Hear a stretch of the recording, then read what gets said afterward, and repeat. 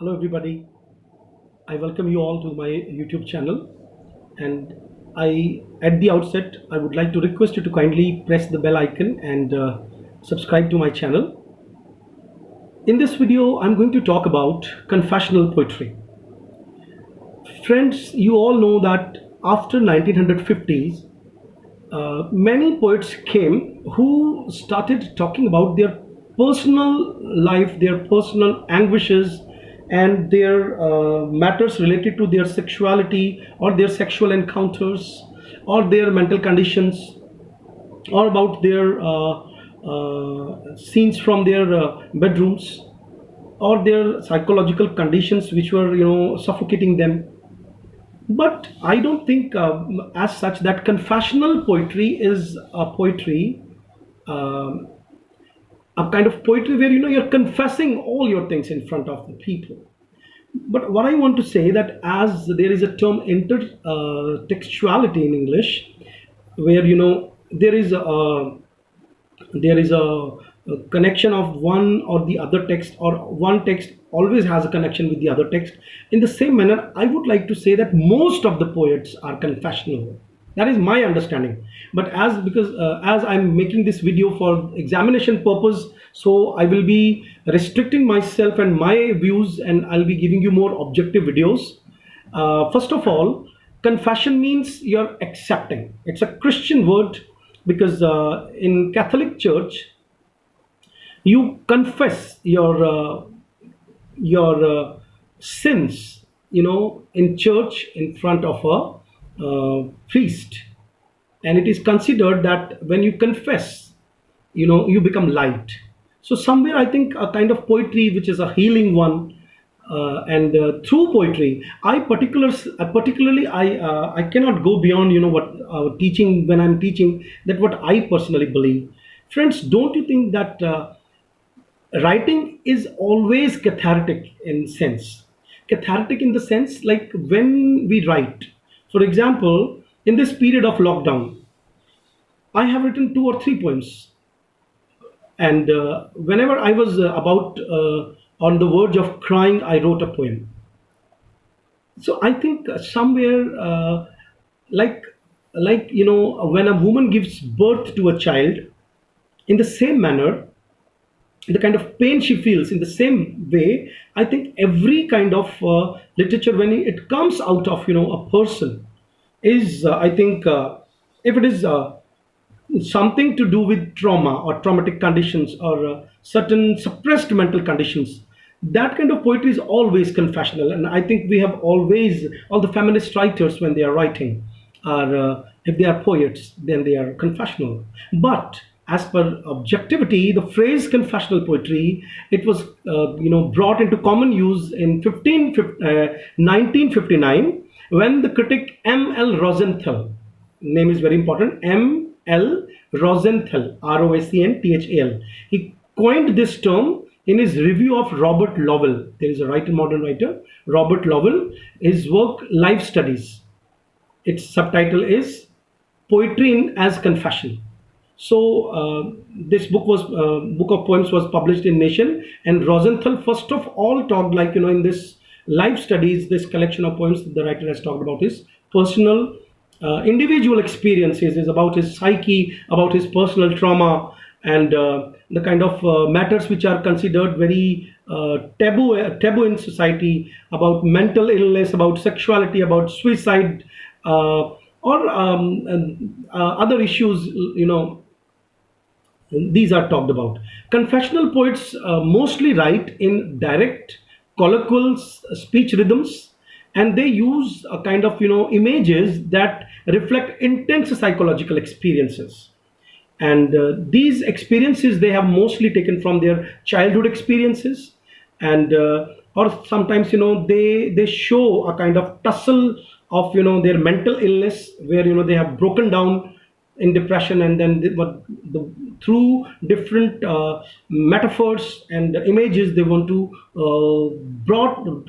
bring forth in front of us their mental conditions. And these sequences they want to utilize, by emphasizing on the poems, and their works are mostly grounded on particular events. Like easily you can identify the events in their poetry, and real persons can also be identified, and sometimes they use universal symbols also.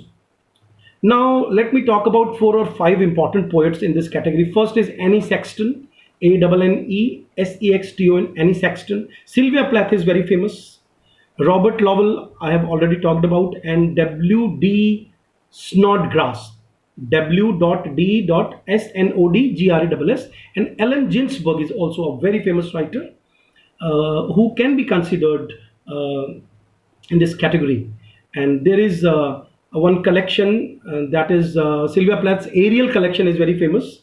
I was just reading the poems of Sylvia Plath, and there is another writer, Barryman. His collection, The Dream Songs, is very famous, and Annie Sexton's The Bedlam and Part Way Back. These are two poem collections which are very famous, and this these poems are mostly, or these writers, confessional writers, are mostly embodied in America. So, at the end of this small video, I would also like to say that these confessional poets somewhere make these this kind of poetry, get established in the side of postmodernism, because you all know that modernist writers, these poets don't talk about these things, but the style of writing. For example, if you read any poem of Ariel collection by Sylvia Plath, as you all know, is famous as the wife of the British poet laureate Ted Hughes, and then she committed suicide. And Sylvia Plath has been famous for writing Bell Jar, also a feminist novel.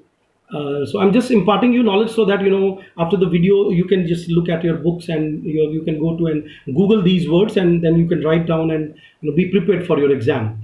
But I would simply like to explain again in short, like what is a confessional poetry. Confessional poetry, a kind of poetry where the poet confesses his intimate things, which are mostly not confessed by the most of the poets. They just remove the mask through their poetry, and the persona who is speaking in the poem can be identified with the person who is writing the poems. So, as I earlier said in the starting of the video, that though this term is quite new and used by M.L. Rosenthal, but coined by M.L. Rosenthal, but as I said that